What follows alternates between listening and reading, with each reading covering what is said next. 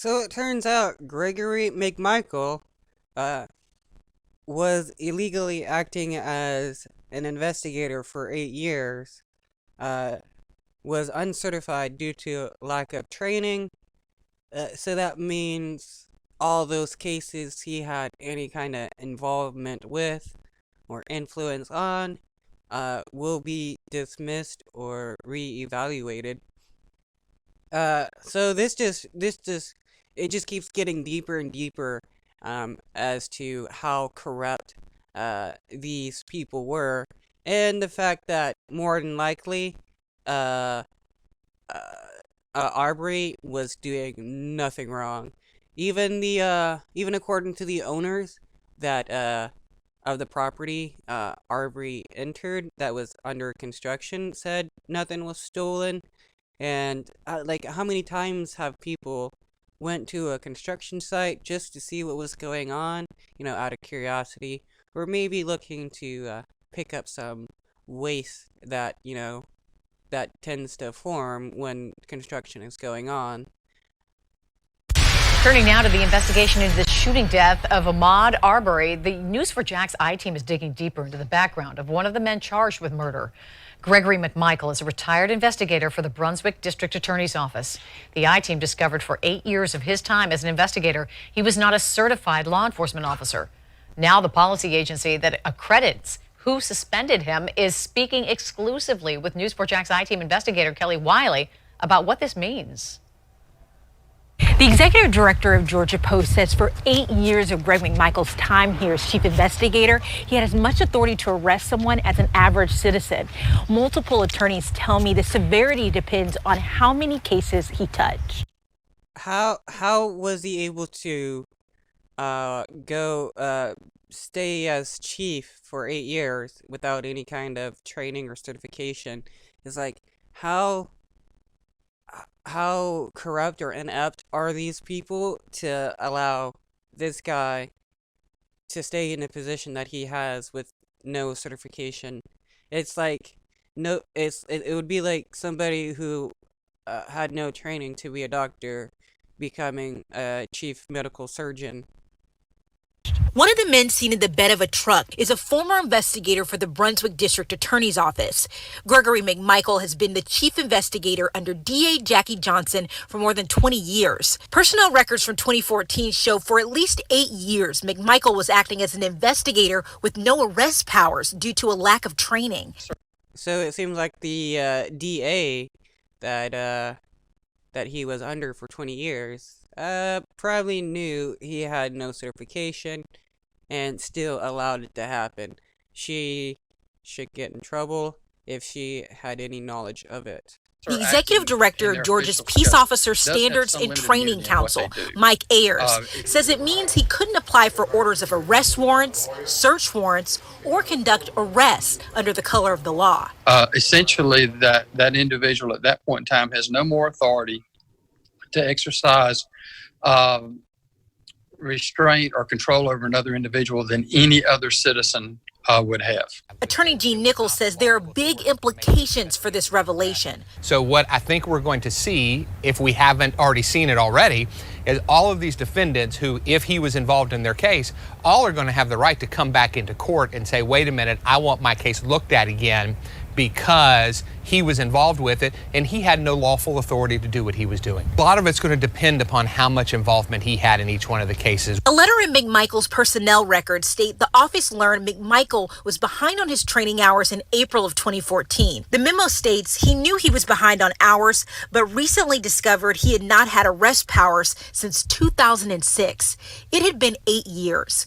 A staff member wrote, until his arrest powers are restored, he has to hand over his badge, any identification cards identifying him as a deputy sheriff or district attorney's office investigator, and his department-issued firearm. After the revelation, McMichael went before the Georgia Post Council and was granted a waiver, allowing him to stay on as a full-time investigator. His boss... Wait, they gave him a waiver even though they knew he had no training or certification and that he was being lazy and didn't do his training, and they still let him on? That right there is a problem in itself. How can these people allow this? It doesn't make any sense. We can't be a system of justice if people like Gregory McMichael are allowed to waiver their training just because they want to. DA Jackie Johnson spoke in front of the council on his behalf, writing in a letter that the situation had, quote, negatively impacted my office. Personnel files show. Wait, okay, because he wasn't able to arrest a bunch of black people, it was negatively affecting her office. That's some messed up bullshit. She needs to have her license or whatever. She needs to be removed from her position, put into jail, fined, and various other charges against her for allowing this guy to have authority that he was not certified for. Um, because it allowed him to illegally arrest a bunch of people and ruin people's lives just because he wanted to. McMichael for years was behind on governor mandated training hours for de-escalation, community-oriented policing, and use of force. Those particular classes are critically important, especially when you look at terms like situations like de-escalation.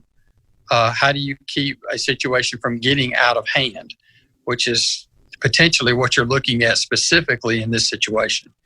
Now, at that point in time, they were not acting as law enforcement officers.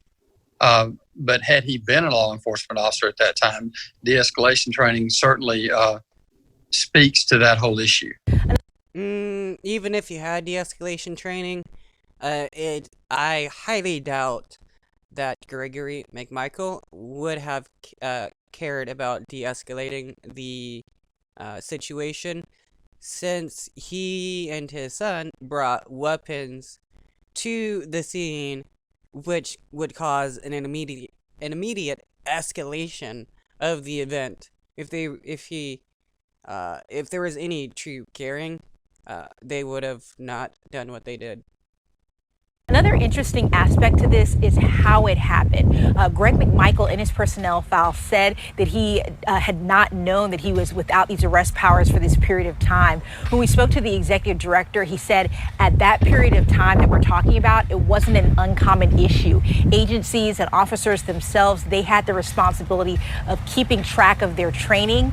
Since Georgia Post has created a new system where they do yearly audits and they send out notification to officers as soon as they are now suspended. Now, we have reached out to the District Attorney Johnson's office again about this issue.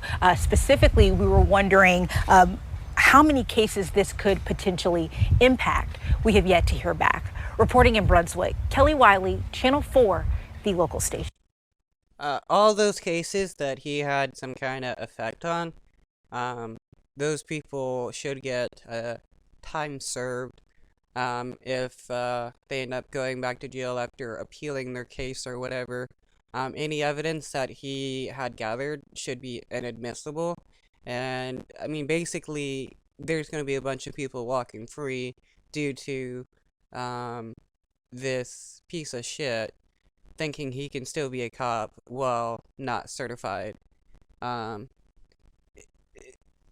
cops should have, like, should have to do some kind of recertification or training every 3 months or so. Not yearly or whatever, not every 6 months. Let's do it every 3 months so that they can always be up to date.